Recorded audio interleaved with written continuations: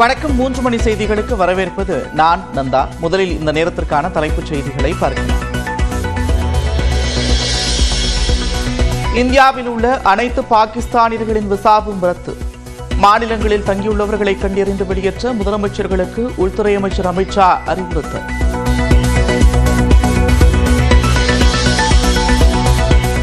தீவிரவாத தாக்குதல் நடந்த நிலையில் ஜம்மு காஷ்மீர் சென்ற மக்களவை எதிர்க்கட்சித் தலைவர் ராகுல் காந்தி ஸ்ரீநகரில் உள்ள மருத்துவமனையில் சிகிச்சை பெற்று வருவோரை சந்தித்து ஆறுதல் கூறினார்.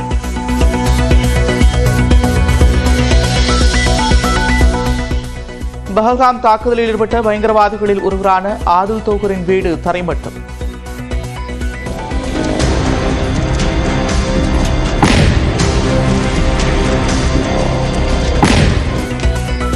பாகிஸ்தானில் லஷ்கர் இ தொய்பாவில் இணைந்து பயங்கரவாத பயிற்சி பெற்றவர் என்றும் தகவல்.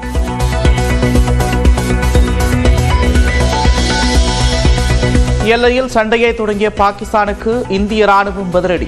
பாதிப்புகள் எதுவும் ஏற்படவில்லை என்று இந்திய ராணுவம் தகவல்.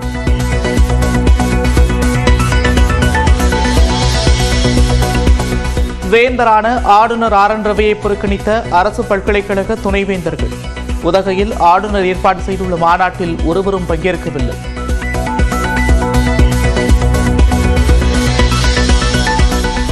அரசு பல்கலைக்கழக துணைவேந்தர்கள் மாநாட்டில் பங்கேற்க விடாமல் போலீஸ் மிரட்டல். மாநாடு நடத்துவது அரசுக்கு பிடிக்கவில்லை என்று ஆளுநர் ஆர் என் ரவி குற்றச்சாட்டு. Unfortunately, in this conference, state universities are not participating because they have informed me, even in writing, that they have been warned by the state government not to participate. People, those who are in the government, they defy for them. It is not something which is comfortable situation.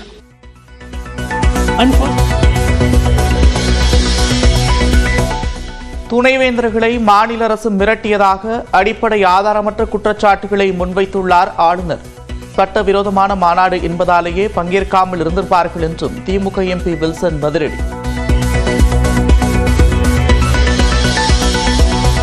மாநில உரிமைகளில் ஆளுநர் தலையிடுவதாக கூறி சென்னையில் Marxist communist கட்சி போராட்டம்.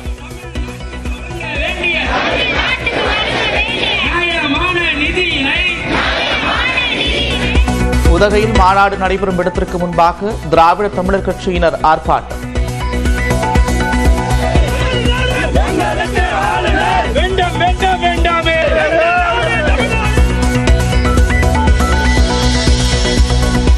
பெரியார் பல்கலைக்கழக முறைகேடு புகார் தொடர்பாக சேலத்தில் விசாரணைக்கு ஆஜரான துணைவேந்தர் ஜெகநாதன். விரைவில் குற்றப்பத்திரிகை தாக்கல் செய்ய உயர்நீதிமன்றம் உத்தரவிட்ட நிலையில் சூடுபிடிக்கும் விசாரணை.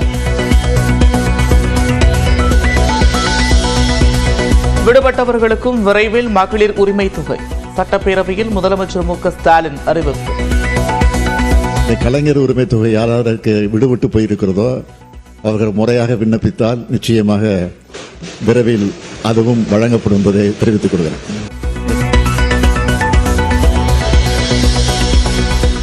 அதிமுக ஆட்சியை போல் தமிழ்நாட்டிலிருந்து எந்த நிறுவனமும் வெளியேறாது என்று தொழில்துறை அமைச்சர் டி.ஆர்.பி. ராஜா உறுதி. குஜராத்தில் முதலீடு செய்ய சென்றவர்கள் சந்தோஷமாக இல்லை, அவர்கள் விரைவில் தமிழ்நாட்டிற்கு திரும்புவார்கள் என்றும் நம்பிக்கை.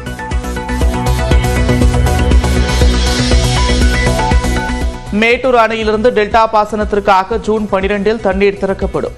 சட்டப்பேரவையில் அமைச்சர் துரைமுருகன் அறிவிப்பு. எடப்பாடி பழனிசாமி மீது திமுக எம்பி தயாநிதி மாறன் தொடர்ந்த அவதூறு வழக்கு ரத்து. விரிவான உத்தரவு பின்னர் பிறப்பிக்கப்படும் என்று சென்னை உயர்நீதிமன்றம் அறிவிப்பு. குரூப் 4 பணியிடங்களுக்கான தேர்வு ஜூலை 12 நடைபெறும் என்று டிஎன்பிஎஸ்சி அறிவிப்பு. விஏஓ, இளநிலை உதவியாளர், தட்டச்சர் உள்ளிட்ட பணிகளில் 3935 காலி பணியிடங்களுக்கு இன்று முதல் விண்ணப்பிக்கலாம். திருவண்ணாமலையில் ரசாயனம் மூலம் பழுக்க வைக்கப்பட்ட மாம்பழங்கள். 1200 கிலோ மாம்பழங்களை பறிமுதல் செய்த உணவு பாதுகாப்புத்துறை அதிகாரிகள்.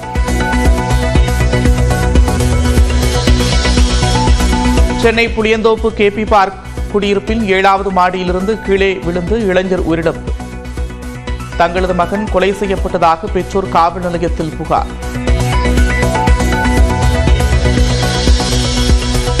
சவப்பெட்டியுடன் இன்று மாலை சீல் வைக்கப்படும் போப் பிரான்சிஸுடன் நாளை இறுதிச் சடங்கை தொடர்ந்து உடலடக்கத்திற்கு ஏற்பாடு.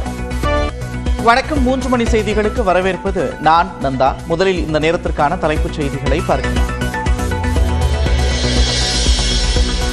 இந்தியாவில் உள்ள அனைத்து பாகிஸ்தானியர்களின் விசாவும் ரத்து.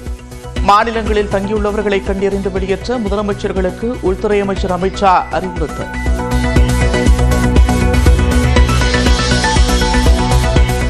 தீவிரவாத தாக்குதல் நடந்த நிலையில் ஜம்மு காஷ்மீர் சென்ற மக்களவை எதிர்க்கட்சித் தலைவர் ராகுல் காந்தி ஸ்ரீநகரில் உள்ள மருத்துவமனையில் சிகிச்சை பெற்று வருவோரை சந்தித்து ஆறுதல் கூறினார்.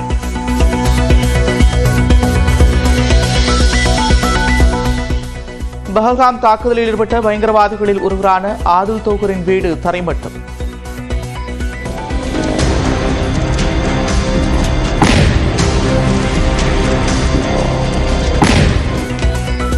பாகிஸ்தானில் லஷ்கர்-இ தொய்பாவில் இணைந்து பயங்கரவாத பயிற்சி பெற்றவர் என்றும் தகவல்.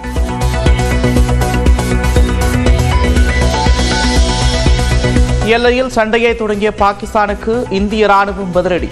பாதிப்புகள் எதுவும் ஏற்படவில்லை என்று இந்திய ராணுவம் தகவல்.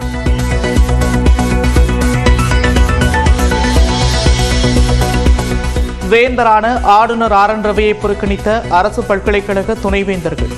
உதகையில் ஆளுநர் ஏற்பாடு செய்துள்ள மாநாட்டில் ஒருவரும் பங்கேற்கவில்லை.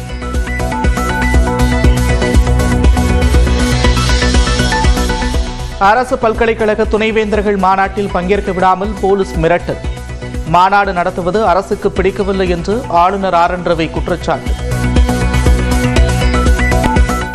Unfortunately, in this conference, state universities are not participating because they have informed me, even in writing, that they have been warned by the state government not to participate. People, those who are in the government, they defy for them. It is not something which is a comfortable situation.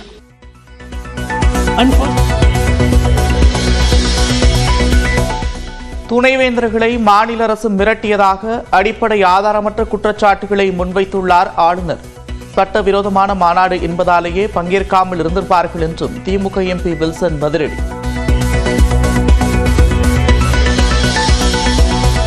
மாநில உரிமைகளில் ஆளுநர் தலையிடுவதாக கூறி சென்னையில் Marxist communist கட்சி போராட்டம்.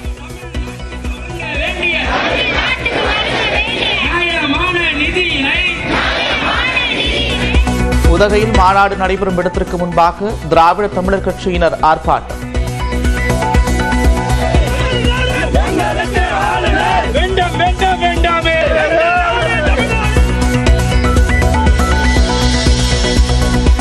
பெரியார் பல்கலைக்கழக முறைகேடு புகார் தொடர்பாக சேலத்தில் விசாரணைக்கு ஆஜரான துணைவேந்தர் ஜெகநாதன் விரைவில் குற்றப்பத்திரிகை தாக்கல் செய்ய உயர்நீதிமன்றம் உத்தரவிட்ட நிலையில் சூடுபிடிக்கும் விசாரணை.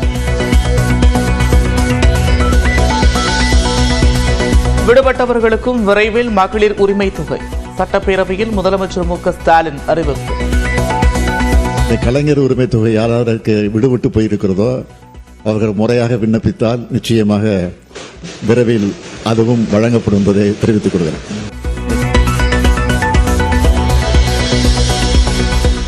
அதிமுக ஆட்சியை போல் தமிழ்நாட்டிலிருந்து எந்த நிறுவனமும் வெளியேறாது என்று தொழில்துறை அமைச்சர் டி.ஆர்.பி. ராஜா உறுதி. குஜராத்தில் முதலீடு செய்ய சென்றவர்கள் சந்தோஷமாக இல்லை, அவர்கள் விரைவில் தமிழ்நாட்டிற்கு திரும்புவார்கள் என்றும் நம்பிக்கை.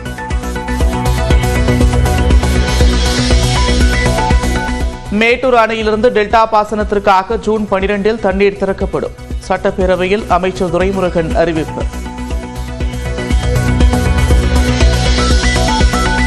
எடப்பாடி பழனிசாமி மீது திமுக எம்பி தயாநிதி மாறன் தொடர்ந்த அவதூறு வழக்கு ரத்து. விரிவான உத்தரவு பின்னர் பிறப்பிக்கப்படும் என்று சென்னை உயர்நீதிமன்றம் அறிவிப்பு. குரூப் 4 பணியிடங்களுக்கான தேர்வு ஜூலை 12 நடைபெறும் என்று டிஎன்பிஎஸ்சி அறிவிப்பு. விஏஓ, இளநிலை உதவியாளர், தட்டச்சர் உள்ளிட்ட பணிகளில் 3935 காலி பணியிடங்களுக்கு இன்று முதல் விண்ணப்பிக்கலாம். திருவண்ணாமலையில் ரசாயனம் மூலம் பழுக்க வைக்கப்பட்ட மாம்பழங்கள். 1200 கிலோ மாம்பழங்களை பறிமுதல் செய்த உணவு பாதுகாப்புத்துறை அதிகாரிகள்.